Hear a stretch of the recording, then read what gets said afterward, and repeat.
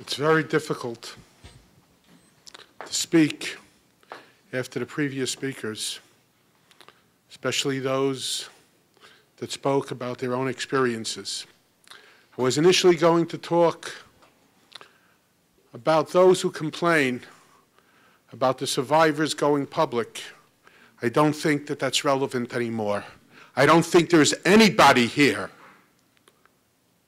who, if they went through this, would not go public. Some time ago, I received a call from a certain lady who did not give me her name, but she called me to discuss with me the ongoing problem she was having with her son. Her son was severely molested by one of his teachers, and as a result, he became a very angry person and very difficult to deal with. The reason he gave for his attitude was that he felt that his parents and the community did very little in reacting to what happened to him. She said that at that time, she met with a group of rabbis, and she was told that although she had the right, I don't know if that meant the halachic right or the legal right, to go to the police, they could not recommend that she do so. When I asked her why did she not exercise that right, she said that she had daughters in the future who would need shidduchim. This has become the new weapon. Implied threats are what may be perceived implied threats, that if you don't toe the line of the community, your children's shidduchim, even many years later, will be affected. This hallucinatory weapon of social pressure is used in many of our communities throughout the United States. It reminds me of those who worship the Molech by sacrificing their eldest son to their idol. The social acceptability has become the idol Molech to which we are sacrificing our children. When Mr. Weiss was interviewed with his children next to him, he was in effect saying, I will not sacrifice my children to the Molech. I am not scared of the hallucinatory threats of shidduchim. And if there are those who would refuse to marry my children because I did what was right, my children are better off not marrying these people. And most important,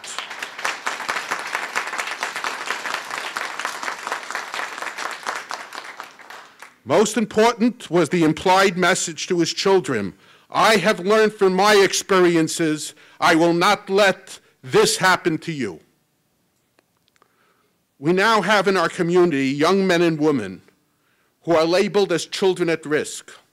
All of a sudden, our community has woken up to the mess we made, partially by our non-action and non-intervention in the problems that our children were encountering when they were younger. Many of these children, as was already mentioned, were molested or sexually abused in their formative years. They are now rebelling against their families, against their community, and against their heritage. These children at risk are taking drugs and perhaps, not perhaps, are dying as a result of it. We have heard reports of suicides from other cities as well. There is a story, obviously not a true story, about Chelm. And sometimes I think the way many communities and many of our communities act, it's reminiscent of the city of Chelm. The bridge in Chelm broke, and many people were becoming injured. And the elders, the wise men of Chelm, came to meet to how to deal with this issue. And they decided to raise the allocation for the hospital. This community has made a lot of progress, especially lately. Schools, parents were called, but that's not enough. We have to be determined that we are no longer just going to focus on the hospital. We have to fix the bridge as well. It's not enough how to react to molestation. We have to prevent it.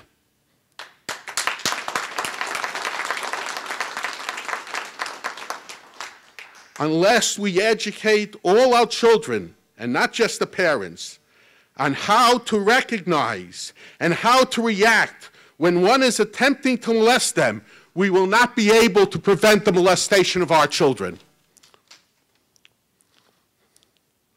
Some of my children who are developmentally, mentally handicapped, who went to schools with special educational programs where they receive special training, are better able to deal with these situations than some of the children who attend those regular day schools that did not receive special training in how to react.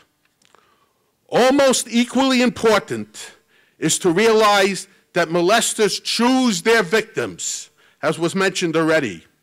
They seek out those children who are less likely to protest, are more susceptible to manipulation or intimidation, or who are being raised in a home lacking parental vigilance.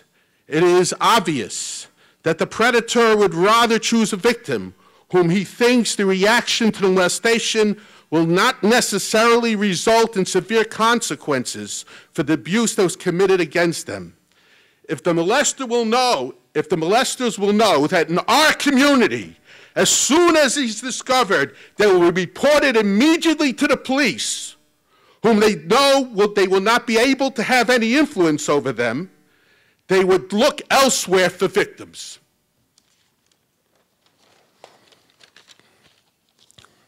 I have never heard anybody suggest that if their spouse was raped, that you have to call rabbis before calling the police. I do not see why our children should be treated any different.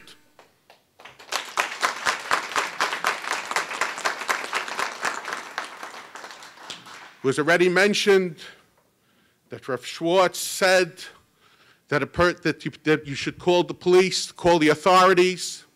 It was mentioned names of many poskim who gave the same psak.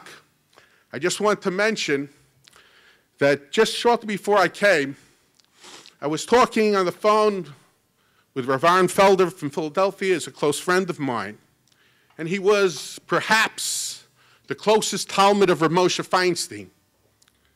And I asked him, I told him I couldn't talk because I had to go to this meeting.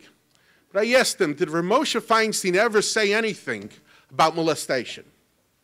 So he says, what do you mean? I said, about whether one should go to the police immediately. He said he didn't say anything about molestation. It wasn't an issue in those days.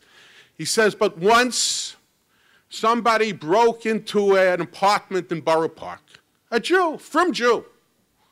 I guess in Borough Park, even the Ganovim are Jewish. Anyway. And the question was, can you report this fellow to the police? Or do you have to take him to a din Torah?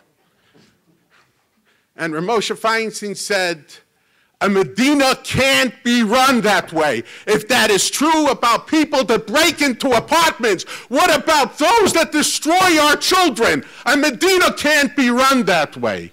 The only thing Rav Moshe Feinstein said, and I don't know if that would apply to molestation, it applies to Geneva, he says that should be done shortly after the event occurs. Shortly after the event occurs means that we don't make meetings. We call right away.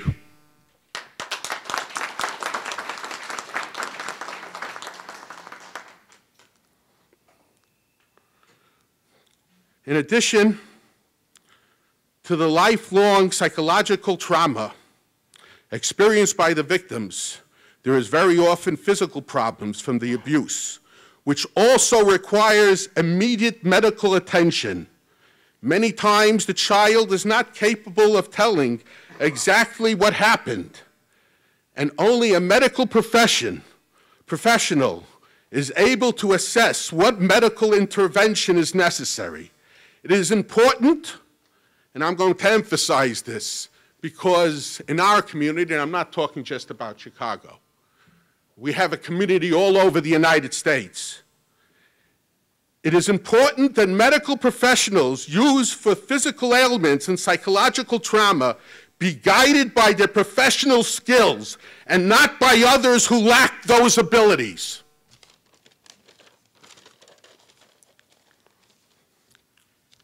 It's of vital importance to know that we're not dealing with a simple shaila like Yala v'Yovo. We're dealing with sarkonis nefashos, as was mentioned already, a threat to human life, both on a psychological level as well as on a physical level. And any procrastination in reporting or reacting could result in very serious consequences. It's time to fix the bridge, and hopefully we will reach a day when we will no longer have to increase the allocation to the hospital.